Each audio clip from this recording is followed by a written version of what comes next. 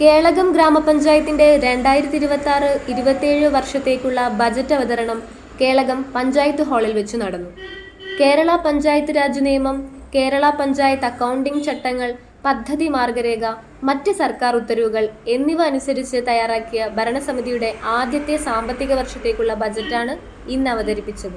പഞ്ചായത്തിന്റെ തനത് വരുമാന, കേന്ദ്ര സംസ്ഥാന സർക്കാർ ഗ്രാന്റുകൾ എന്നിവ വിനിയോഗിച്ച് ജനാഭിലാഷങ്ങൾക്കിണങ്ങിയ budget Kelakam panchayat vice president Biju Porumathara അവതരിപ്പിച്ചു.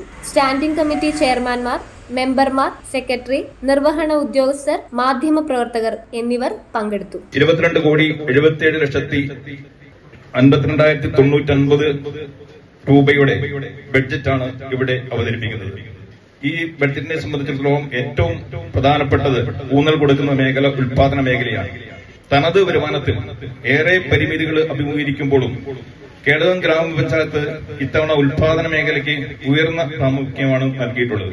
1,13,33,000 രൂപ ഉൽപാദന മേഖലയ്ക്കായി വകയിരുത്തിയിട്ടുണ്ട്. ഇതിൽ കാർഷിക മേഖലയ്ക്ക് 31,29,000 രൂപയും, ക്ഷീര മേഖലയ്ക്ക് 65 ലക്ഷം രൂപയും, മൃഗസംരക്ഷണത്തിന് 17 ലക്ഷം രൂപയും നിലവിൽ വകയിരുത്തിയിട്ടുണ്ട്.